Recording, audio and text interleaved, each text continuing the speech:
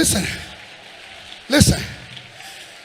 ಆಳುತ್ತಿದ್ದ ದುಷ್ಟರ ಕೋಲುಗಳನ್ನು, ರಾಜರ ದಂಡವನ್ನು ಯೆಹೋವನು ಮುರಿದು ಬಿಟ್ಟನು.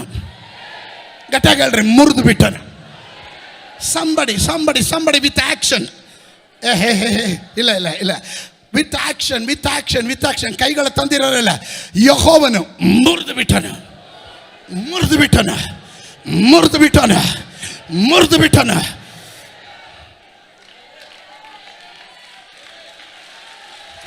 ಆಮೇಲೆ ನಾವು ಲಿಸನ್, ಇದ್ದೀರಾ ನನ್ನ ಜೊತೆ? ಇದ್ದೀರಾ?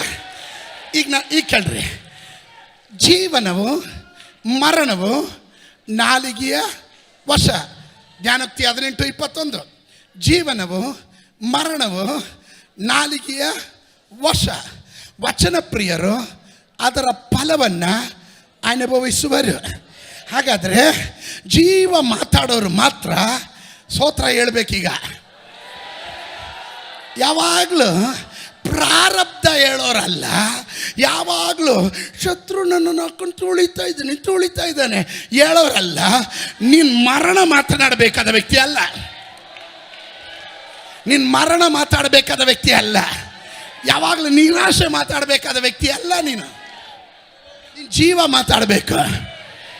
ನಾನು ಜೀವದಿಂದಿದ್ದು ಯೆಹೋವನ ಮಹತ್ ಕಾರ್ಯಗಳನ್ನು ವರ್ಣಿಸುವೆನು. ನನ್ನ ಆಯುಸ್ಸು ದೀರ್ಘಾಯುಸ್ಸಾಗಿರುತ್ತೆ. ನನ್ನ ಆರೋಗ್ಯ ಉಳ್ಳವನಾಗಿರ್ತಾನೆ. ನಾನು ನನ್ನ ಬಗ್ಗೆ ಮಾತಾಡ್ತಾ ಇದ್ದೇನೆ. ನಿಮಗೆ ಅನಿಸಿದ್ರೆ ನೀವು ಹಾಗೆ ಮಾತಾಡ್ರಿ. ನಾವು ದೀರ್ಘ ಆಯುಸ್ಸುಳ್ಳವರು, ಆರೋಗ್ಯವುಳ್ಳವರು, ಜ್ಞಾನವುಳ್ಳವರು, ಸಂಪತ್ಭರಿತರು, ಸಮೃದ್ಧಿ ಉಳ್ಳವರು, ದೈವ ಕೃಪೆ ಉಳ್ಳವರು, ಅಭಿಷೇಕ ಉಳ್ಳವರು. ಸಂಬಡಿ. ಕಾರಣ ನಾನು ಜೀವವನ್ನು ಮಾತಾಡುವಾಗ ಆ ಜೀವದ ಫಲ ನಾನು ಅನುಭವಿಸ್ತಾ ಇದ್ದೇನೆ.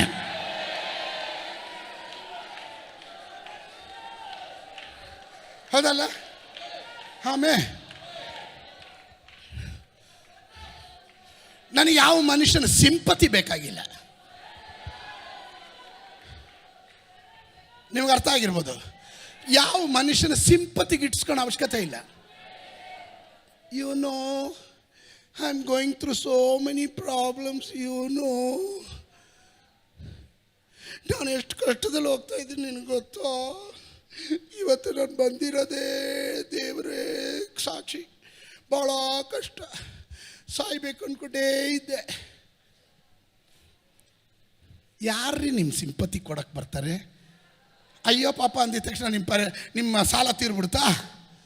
ಅಯ್ಯೋ ಹೌದಾ ಸಿಸ್ಟರ್, ಹಂಗ ಸಿಸ್ಟರ್ ಅಂತಿದ್ದಂಗೆ ನಿಮ್ಮ ಕಷ್ಟ ಎಲ್ಲ ಪರಿಹಾರ ಆಗೋಗ್ಬಿಡ್ತಾ? ಮನುಷ್ಯರ ಮುಂದೆ ಸಿಂಪತಿ ಗಿಟ್ಟಿಸೋ ಮಾತುಗಳನ್ನು ನಿಲ್ಲಿಸ್ರಿ. ದೇವರ ಮುಂದೆ ಮಾತನಾಡ್ರಿ.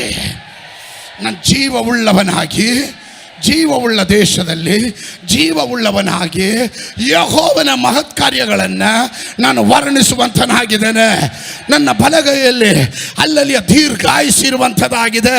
ನನ್ನ ಎಡಗೈಯಲ್ಲಿ ಅದರಲ್ಲಿ ಧನ ಇದೆ, ಅದರಲ್ಲಿ ಘನತೆ ಇದೆ, ನನಗೆ ಗೌರವ ಇದೆ, ಅಭಿಮಾನ ಇದೆ.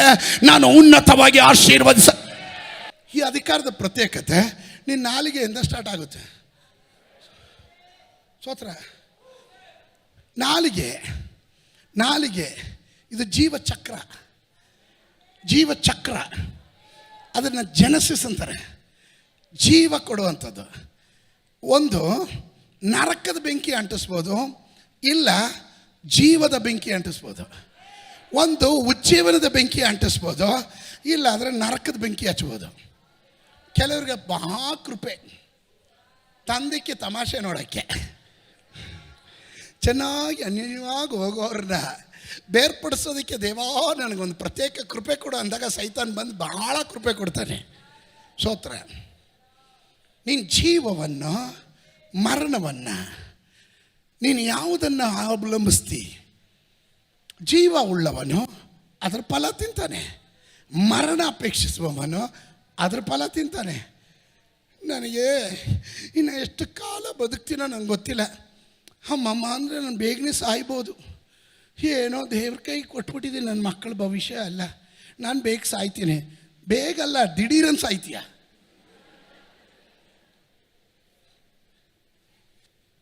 ಯಾಕೆ ಬೇಡದಿರ ಇರೋದು ಹೇಳ್ಬೇಕು? ಒಳ್ಳೇದು ಹೇಳ್ರಿ. ಅಯ್ಯೋ ಎಂತೆಂಥವ್ರಿಗೋ ಸಾವು ಬರ್ತಾ ಇದೆ, ನನಗೆ ಬರ್ತಾ ಇಲ್ವಲ್ಲ, ಮಲ್ಕೊಳವ.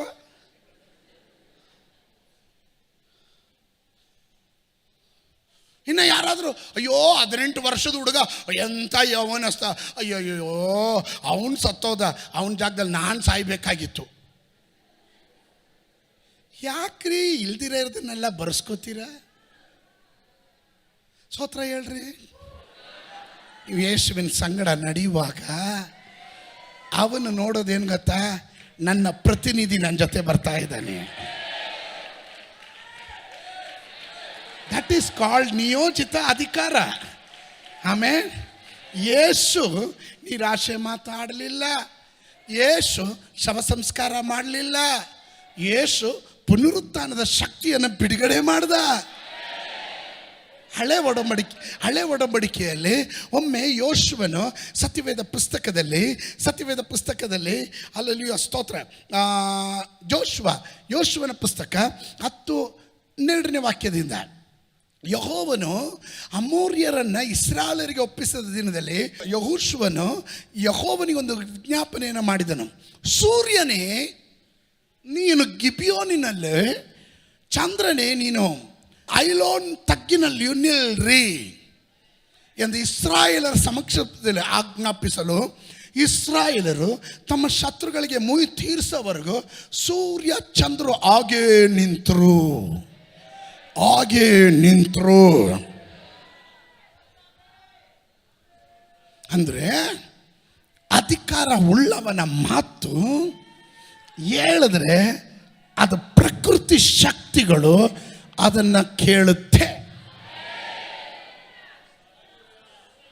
ನೀನು ಹೇಳಿದ್ರೆ ಶತ್ರು ಕೇಳ್ತಾನೆ. ಒಬ್ಬರು ಮಾತ್ರ ಆಮೇಲೆ ಹೇಳ್ರೆ.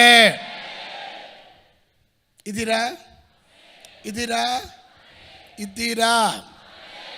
ಆಮೇಲೆ ಸೂರ್ಯ ಇವತ್ತೊಂದು ಅರ್ಧ ಗಂಟೆ ಲೇಟಾಗಿ ಬಾ, ಇನ್ನೊಂದು ಸ್ವಲ್ಪ ಕೊಂಚ ನಿದ್ದೆ ಮಾಡಬೇಕಾಗಿದೆ.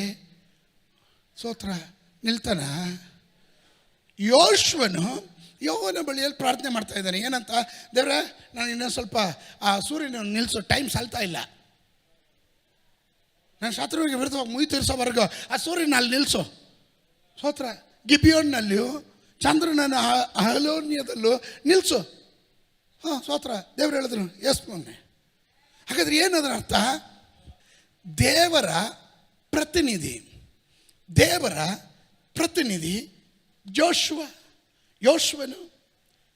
ಯೋಶುವನ ದೇವರ ಹತ್ರ ಹೇಳ್ತಿದ್ದಾನೆ, ನಾನು ಆ ಸೂರ್ಯನನ್ನು ಮತ್ತು ಚಂದ್ರನನ್ನು ಸ್ವಲ್ಪ ಸ್ಟಾಪ್ ಮಾಡು ದೇವರೇ, ಮಾಡು.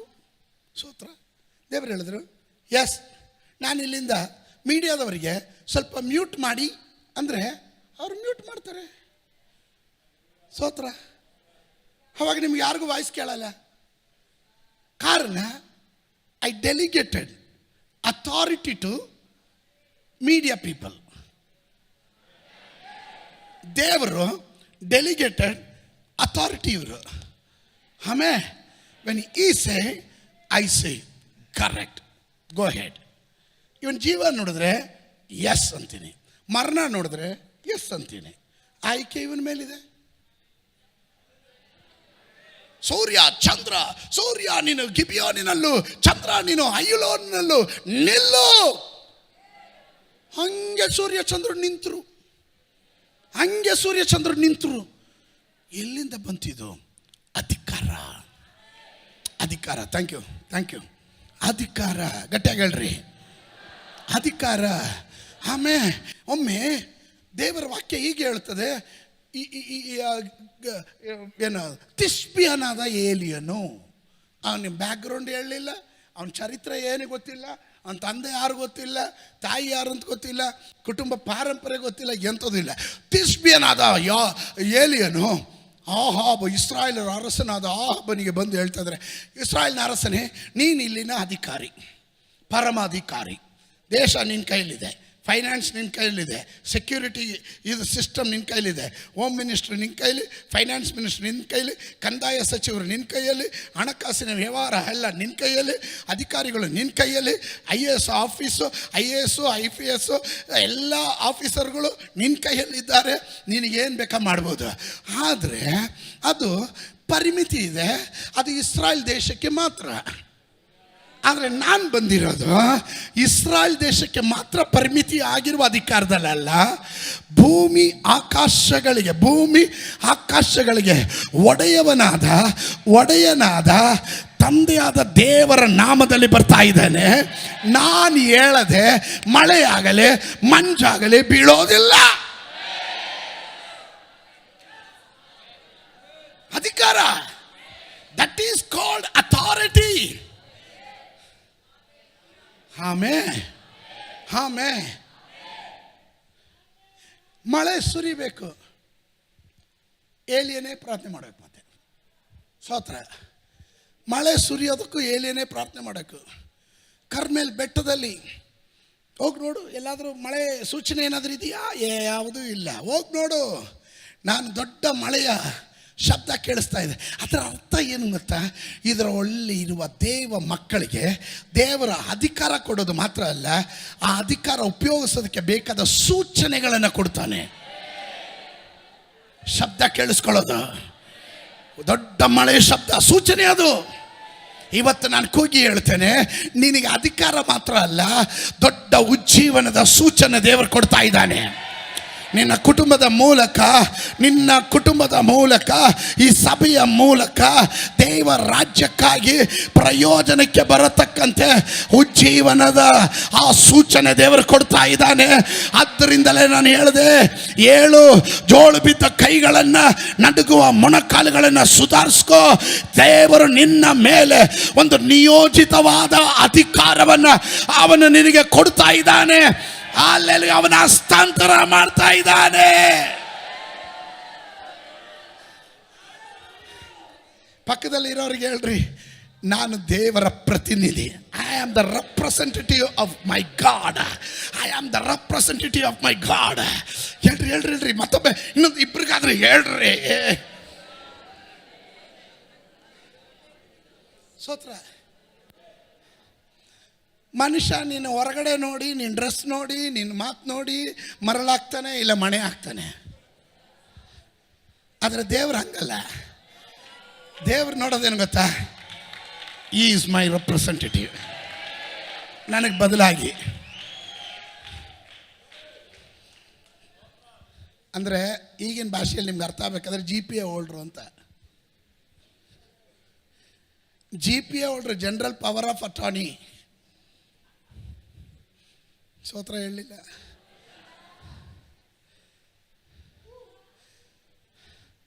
ನಂದು ಸೊತ್ತು. ಈ ಕೇಸ್ ಡೀಲ್ ಮಾಡೋಕ್ಕೆಲ್ಲ ನನ್ನ ಟೈಮ್ ಇಲ್ಲ ಬರೋಕ್ಕೆ. ಅದಕ್ಕೆ ಚಂದ್ರಶೇಖರ್ ಪಾಸ್ಟರ್ ಬಂದು ಕರೆದು GPA ರಿಜಿಸ್ಟರ್ ಮಾಡಿ, ಇನ್ನು whatever you take the decision, that's my decision. That is called GPA, general power of attorney. ಆಮೇಲೆ ನನಗೇನಿದೆ ಪವರು, ಅದನ್ನು ನಾನು ಇವ್ರ ಕೈಲಿ ಕೊಟ್ಟಿದ್ದೀನಿ. ಈತ ಅದನ್ನು ಮಾರ್ಬೋದು, ನನಗೆ ಮೋಸ ಮಾಡ್ಬೋದು. ಹೌದು, GPA ಸಿಕ್ಕಿದ ತಕ್ಷಣ ಮೋಸ ಮಾಡ್ಬೋದು, ವಂಚನೆ ಮಾಡ್ಬೋದು, ಏನು ಬೇಕಾದ್ರೂ ಮಾಡ್ಬೋದು. ನಾಳೆ ದಿನ GPA ಎಲ್ಲಿವರೆಗೂ ಗೊತ್ತಾ ಸ್ಟ್ರಾಂಗ್ ಇದು? GPA ಹೋಲ್ಡ್ರು ಎಲ್ಲಿವರೆಗೂ ಗೊತ್ತಾ ಮೆರಿಬೋದು? ನಾನು ಜೀವಂತವಾಗಿ ಇರೋವರೆಗೂ. ನಾನು ಸತ್ತರೆ GPAನೂ ಸತ್ತೋಯ್ತು. ಅರ್ಥ ಆದವ್ರಿಗಾಗಿ ಸ್ತೋತ್ರ. Is it right? ಹೌದಲ್ಲ? GPA ಮಾಡಿಸ್ಕೊಂಡು ನನ್ನ ಕೈಯಲ್ಲಿ ಇನ್ನೇನು ಮಾಡೋಕ್ಕಾಗಲ್ಲ, ಸತ್ಗಿತ್ತೋಗ್ಬಿಟ್ರೆ ಅವ್ರು ಸತ್ತರೆ ಇದು ಚಂದ, ಪ್ರಯೋಜನ ಇಲ್ಲ. ಕಾರಣ GPA ಹೋಲ್ಡ್ರು ಅದರ ಮೇಯ್ನು ಹಕ್ಕುದಾರನು. ಅದಕ್ಕೆ ನನ್ನಪ್ಪ ಅವನಿಗೆ ಸಾವಿಲ್ಲ.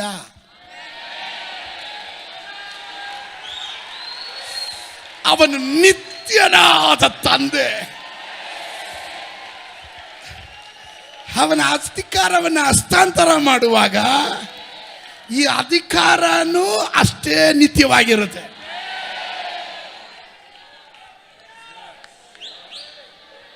ಅರ್ಥ ಆದವ್ರು ಮಾತ್ರ ಆಮೇಲೆ ಹೇಳ್ರಿ. I want to go deep. ಇನ್ನು ಆಳಕ್ಕೆ ಹೋಗ್ಬೇಕು ಅನ್ನಿಸ್ತಾ ಇದೆ.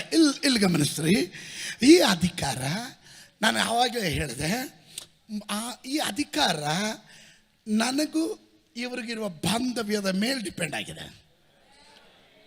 ಫೆಲೋಶಿಪ್ ಇಷ್ಟು ವರ್ಷಗಳಿಂದ ನನ್ನ ಜೊತೆ ಇದೆ, ನಂಬಿಗಸ್ತರಾಗಿದ್ದರು. ಅದರಿಂದ ನಾನು ಪೂರ್ಣ ಮನಸ್ಸಿಂದ GPA ಬರ್ಕೊಟ್ಟೆ. GPA ಸಿಕ್ಕಿದ ಮೇಲೆ ಅಪನಂಬಿಗಸ್ತನ ಆದರೆ ನಾನು ತೋರಿಸ್ತೀನಿ ಪಾಠ ಏನು ಮಾಡಬೇಕು ಅಂತ. That is different. ಆಮೇಲೆ ಹೌದಲ್ಲ, ಸೇವೆ ಕೊಟ್ಟಿದ್ದೆ ಹೆಂಗೆ, ನಿನಗೆ ಕರೆ ಬಂದಿದ್ದೆ ಹೆಂಗೆ, ನೀನು ಮಾಡಿದಂಥ ಅತ್ಯಾಗದ ಚಿಂತೆ. ನಾನು ಯೇಸುವಿನ ಥರನೇ ಸೇವೆ ಮಾಡಬೇಕು. ಆ ಸಮರ್ಪಣೆ ಬಂತಲ್ಲ, ಅವಾಗ ದೇವರು ಹೇಳಿದ್ರು, ನಿನಗೆ ಇಷ್ಟು ಮಾತ್ರ ಅಲ್ಲ, ಇನ್ನೂ ಹೆಚ್ಚಿನ ಅಧಿಕಾರ. ಅಲ್ಪದರಲ್ಲಿ ನೀವು ನಂಬಿಗಸ್ತರಾಗಿರೋದಾದರೆ ದೇವರು ನಿಮ್ಮನ್ನು ದೊಡ್ಡದರಲ್ಲಿ ನೇಮಕ ಮಾಡ್ತಾನೆ.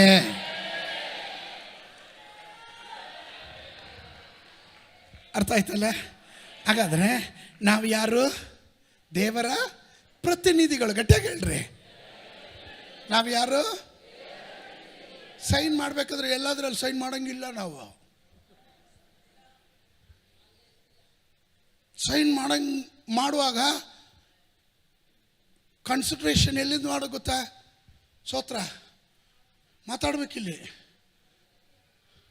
ಇಲ್ಲಿ ಕಮ್ಯುನಿಕೇಟ್ ಮಾಡೋಕ್ಕೆ ನನ್ನ ಅಧಿಕಾರ ಕೊಟ್ಟಿರೋದೇನು ಗೊತ್ತಾ? ನಾನು ಎಲ್ಲ ಕಡೆ ಬರೋಕ್ಕಾಗಲ್ಲ, ನನ್ನ ಪರವಾಗಿ ನೀನು ಹೋಗು. ಅದರ ಅರ್ಥ ನೀನು ತೋಚಿದೆಲ್ಲ ಮಾಡು ಅಂತಲ್ಲ. ಇದೇ ಪ್ರಾಬ್ಲಮ್ ನಮಗೆ ಬರೋದು. ಅಧಿಕಾರ ಸಿಕ್ಕಿದ್ರೆ ಸಾಕು, ತೋಚಿದೆಲ್ಲ ಮಾಡೋಕ್ಕೆ ಸ್ಟಾರ್ಟ್ ಮಾಡಿಬಿಡ್ತಾರೆ. ಮಾಡಂಗಿಲ್ಲ. ಪ್ರತಿಯೊಂದು ಕಮ್ಯುನಿಕೇಟ್ ಮಾಡಬೇಕು. ಹಾಂ, ಸ್ತೋತ್ರ. ಯೋಶುವ ಕೇಳ್ತಾ ಇದ್ದೀನಿ, ಸ್ವಾಮಿ ಇಲ್ಲಿ ಯುದ್ಧ ಇನ್ನೊಂದು ಸ್ವಲ್ಪ ದೀರ್ಘವಾಗಿ ನಡೀತಾ ಇದೆ, ಏನು ಮಾಡಬೇಕು? ಇವತ್ತು ಸೂರ್ಯನ ಸ್ವಲ್ಪ ಸ್ಟಾಪ್ ಮಾಡಿದ್ರೆ ನಾನು ಅವ್ರನ್ನ ಮುಗಿಸ್ಬಿಡ್ತೀನಿ, ಫುಲ್ ಕಂಪ್ಲೀಟ್ ಮಾಡಿಬಿಡ್ತೀನಿ. ಆ ಚಂದ್ರನು ಹಂಗೆ ಅಲ್ಲಿ ವೆಯ್ಟ್ ಮಾಡೋಕ್ಕೆ ಹೇಳ್ಬಿಡಿ. ನಾನು ಹೇಳಿದೆ, ಸರಿ ಆಯಿತು, ಓಕೆ. ಸೂರ್ಯ ಚಂದ್ರ ನಿಂತರು.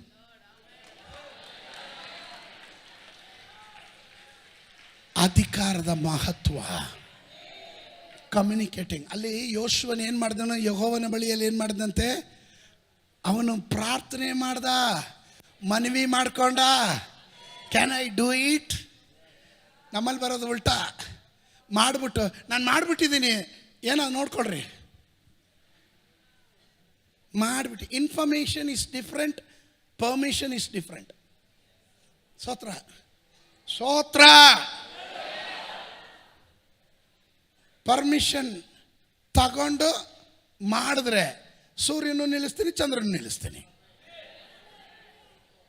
ನಿನ್ನ ಬುದ್ಧಿಗೆ ತೋಚದ್ ಮಾಡಿದ್ರೆ ನಿನ್ನ ಮೂಗಿಂದ ನಾನೇ ನಿನಗೆ ಕ್ಷಾ ಬರೆಸ್ತೀನಿ.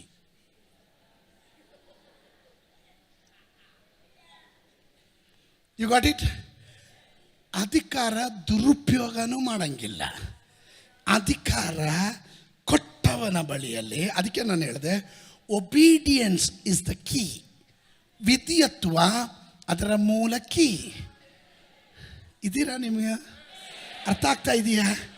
ಆ ವಿಧಿಯತ್ವ ಇದೆಯಾ, ನಂಬಿಗಸ್ತತನ ಇದೆಯಾ, ದೇವ್ರ ಸಂಗಡ ಅನ್ಯೋನ್ಯತೆ ಇದೆಯಾ, ನಿನಗೆ ಪ್ರತಿನಿಧಿ ಆಗುವ ಅರ್ಹತೆ ಇದೆ. ಆಗ ನೀನು ಸ್ತೋತ್ರ. ಗೋಲಿಯಾತನಲ್ಲಿ ಬಾಲಕನಾದ ದಾವೀದನ ಹೇಳ್ತಾರೆ. ಗೋಲಿಯಾತನ ಹೇಳ್ತೀನಿ, ನೀನನ್ನು ಕೊಂದು ನಾಯಿಗೂ ನರಿಗೂ ಹಾಕ್ತೀನಿ ಅಂತ. ಸ್ತೋತ್ರ. ಹಲ್ಲೆಲೂಯಾ, ಸ್ತೋತ್ರ. ನಿಂದಿಸ್ತಾನೆ, ಇಸ್ರಾಯೇಲ್ ಜನರನ್ನು ನಿಂದಿಸ್ತಾನೆ, ದಾವೀದನ್ನು ನಿಂದಿಸ್ತಾನೆ.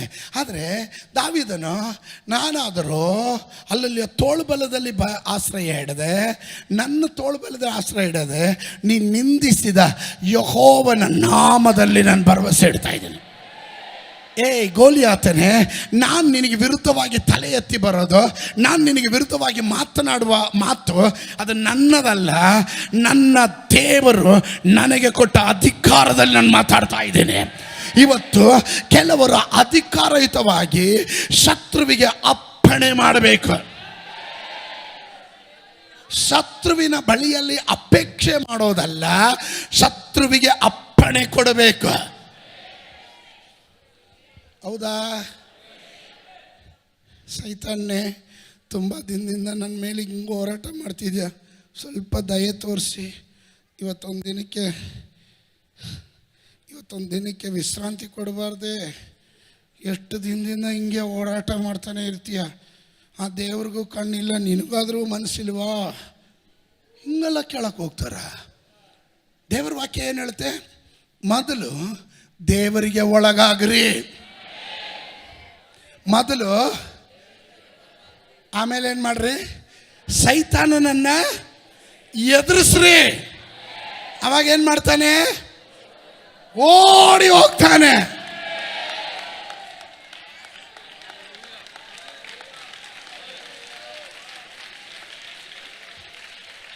ಈ ಚಪ್ಪಾಳೆ ತಟ್ಟಿದ್ರಲ್ಲಿ ನನಗೆ ಗೊತ್ತಾಯಿತು, ಮೊದಲನೇ ಕ್ರೈಟೀರಿಯಾ ನಾವು ಫುಲ್ಫಿಲ್ ಮಾಡಿಲ್ಲ, ಅದು ನಮ್ಗೆ ಅನ್ವಯಿಸಲ್ಲ ಅಂತ. ಮೊದಲನೇ ಕ್ರೈಟೀರಿಯಾ ಏನು? ನೋಡಿ, ಸೌಂಡೇ ಇಲ್ಲ. ಅದು ಇದೇ ಪ್ರಾಬ್ಲಮ್ಮು. ಅಧಿಕಾರ ಬೇಕು, ಒಳಗಾಗಲ್ಲ. ಸ್ಥಾನ ಬೇಕು, ಒಳಗಾಗಲ್ಲ. ಹೆಸರು ಬೇಕು, ಒಳಗಾಗಲ್ಲ. ಸ್ತೋತ್ರ ಹೇಳ್ದೆ ಇದ್ದಾಗಲೇ ನನಗೆ ಗೊತ್ತಾಯ್ತು ನೀವು ಒಳಗಾಗ್ತಾ ಇಲ್ಲ ಅಂತ. ಅರ್ಥ ಆಗ್ತಾ ಇದೆಯಾ? It is not my own, it is delegated authority. I have accountability ಇದೆ ನನಗೆ. I have the accountability.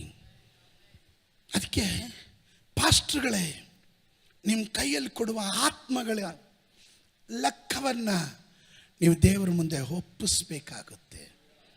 ಅದರಿಂದಲೇ ನಿಮ್ಮ ಸೇವೆಗಳನ್ನು ಉದಾಸೀನವಾಗಿ ಮಾಡಬೇಡ್ರಿ, ಉದಾಸೀನವಾಗಿ ಮಾಡಬೇಡ್ರಿ.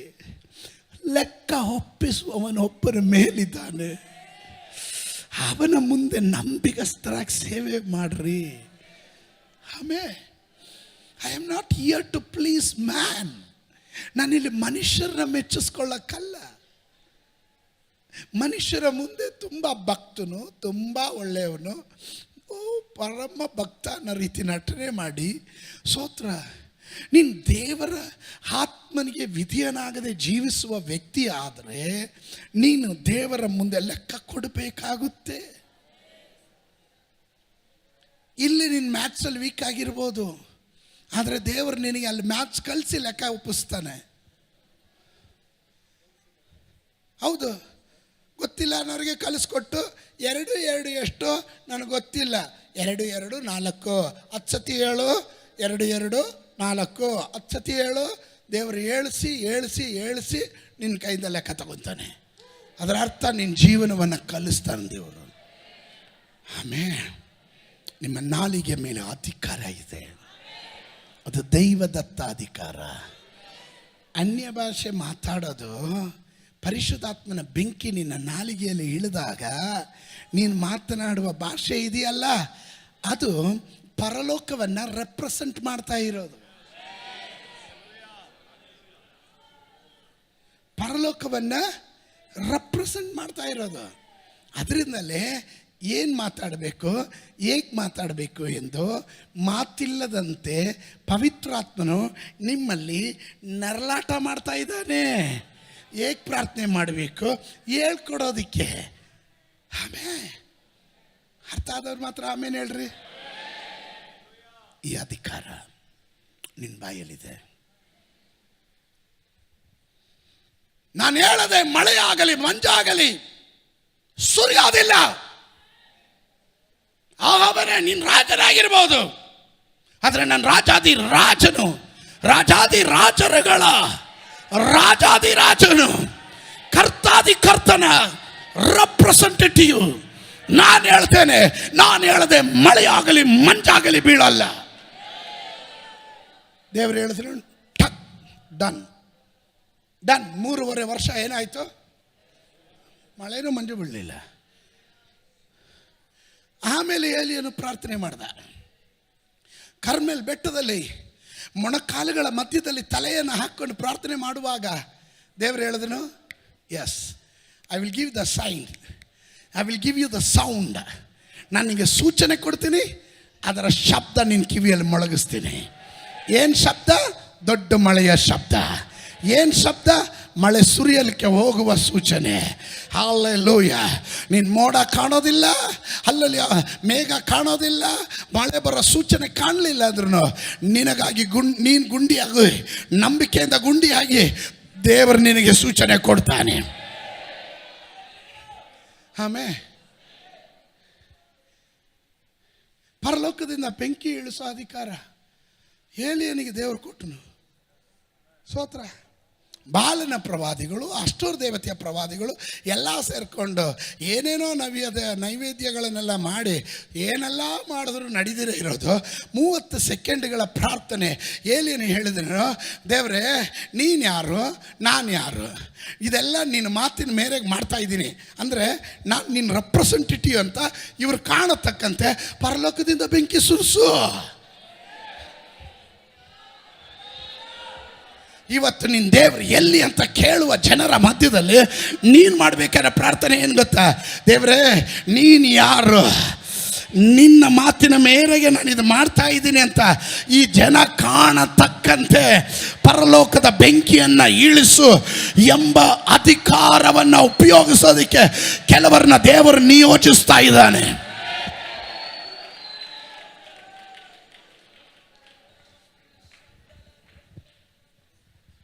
ನಾವೇನು ಮಾಡ್ತೀವಿ ಹೇಳಿ? ನಾವು ಕಲ್ತಿದ್ದು, ನಾವು ತಿಳ್ಕೊಂಡಿರೋದು, ನಮ್ಮ ಎಕ್ಸ್ಪೀರಿಯನ್ಸ್ ಎಲ್ಲ ಉಪಯೋಗಿಸೋಕೆ ಹೋಗ್ತೀವಿ. ಬೇಡ. ದೇವರೇ, ಇವರ ಮುಂದೆ ಯೆಹೋಷಾಫಾಟನು ಮಾಡಿದ ಪ್ರಾರ್ಥನೆ, ಇವರ ಮುಂದೆ ನಿಲ್ಲೋದಕ್ಕೆ ನಮಗೆ ಸಾಮರ್ಥ್ಯ ಇಲ್ಲ. ಹೌದಾ? ಸಾಮರ್ಥ್ಯ ಇಲ್ಲ. ನಮ್ಮ ಕಣ್ಣುಗಳು ನಿನ್ನನ್ನೇ ನೋಡ್ತಾ ಇದೆ. ಸ್ತೋತ್ರ. ನಮ್ಮ ಸಹಾಯವು ನಿನ್ನಿಂದನೇ. ದೇವರೇ, ಈ ಮನುಷ್ಯರು ಕೇಳೋ ಪ್ರಶ್ನೆಗಳಿಗೆ ನಾವು ಹೆಂಗಪ್ಪ ಉತ್ತರ ಹೇಳೋದು? ಇವ್ರು ಮಾತಾಡ್ತಾರೆ, ಅವಿವೇಕಿಗಳ ಥರ ಮಾತಾಡ್ತಾರೆ, ಇವ್ರಿಗೆ ಉತ್ತರ ನೀನೇ ಕೊಡಬೇಕು. ದೇವರು ಬೆಂಕಿಯ ಮೂಲಕ ಉತ್ತರ ಕೊಡುವ ದೇವರು, ಕಾರಣ ಅವನು ದಹಿಸುವ ಅಗ್ನಿಯಾಗಿದ್ದಾನೆ. ಆಮೇಲೆ ಲಾಜರೇ ಹೊರಗಡೆ ಬಾ. ಅವನು ಹೊರಗಡೆ ಬಂದ ಅಧಿಕಾರದಲ್ಲಿ. ಗಾಳಿಯೇ ಶಾಂತವಾಗು, ಕಡಲೇ ಶಾಂತವಾಗು. ಶಾಂತವಾಯಿತು ಅಧಿಕಾರದಲ್ಲಿ. ಯೇಸು ತಂದೆಯ ರೆಪ್ರೆಸೆಂಟೇಟಿವ್, ಯೇಸು ಪರಲೋಕದ ರೆಪ್ರೆಸೆಂಟೇಟಿವ್. ಯೇಸು ನುಡಿದ್ರೆ ಅದು ನಡೆಯಿತು. ಯೇಸು ಸ್ವಾಮಿ ಹೇಳಿದ್ರು, ನಾನು ಮಾಡಿದ್ದಕ್ಕಿಂತ ಮಹತ್ ಕಾರ್ಯಗಳನ್ನು ನೀವು ಮಾಡ್ತೀರಾ, ಇನ್ನು ಹೆಚ್ಚಿನದನ್ನು ಮಾಡ್ತೀರಾ. ಈ ದಿವಸಗಳಲ್ಲಿ ಅಧಿಕಾರದ ಕಡೆಗೆ ಬನ್ನಿರಿ. Don't live a life like a ordinary believer. ಒಂದು ಸಾಧಾರಣ ವಿಶ್ವಾಸಿಯಾಗಿ ಜೀವಿಸಿ ಸಾಯ್ಬೇಡ್ರಿ, ಅಧಿಕಾರಯುತವಾಗಿ ಜೀವಿಸ್ರಿ. ಆಮೇಲೆ there is a power in the word. ಅವನ ಮಾತಿಗೆ ಅಧಿಕಾರ ಇತ್ತು. ಫರಿಸಾಯರು ಕೇಳಿದ್ರು, ಯಾವ ಅಧಿಕಾರದಲ್ಲಿ ಮಾಡ್ತಾನೆ ಇವನು? ಬೆಲ್ಜೆಬೂಬಿನ ಶಕ್ತಿಯಿಂದ ಅಲ್ಲ ಕಣಯ್ಯ, ಬೆಲ್ಜೆಬೂಬಿನ ಶಕ್ತಿಯಿಂದ ಅಲ್ಲ ಕಣಯ್ಯ, ಪರಲೋಕದ ಶಕ್ತಿಯಿಂದ ಇದನ್ನು ಮಾಡ್ತಾನೆ. Prove it. ತಂದೆ, ಕುಮಾರ, ಪರಿಶುದ್ಧಾತ್ಮನ ನಾಮದಲ್ಲಿ ಈ ಜನರನ್ನ ಆ ಅಧಿಕಾರದ ನಿಯೋಜನೆದ ಕಡೆಗೆ ನಾನು ಇವರನ್ನ ನಡೆಸುವಂತನಾಗಿದ್ದೇನೆ. ಯೇಸುವಿನ ನಾಮದಲ್ಲಿ ಬೇಡ್ತೇನೆ. ಜನ ಗಟ್ಟಿಯಾಗಿ ಹೇಳ್ರಿ, ಮತ್ತೊಮ್ಮೆ ಹೇಳ್ರಿ.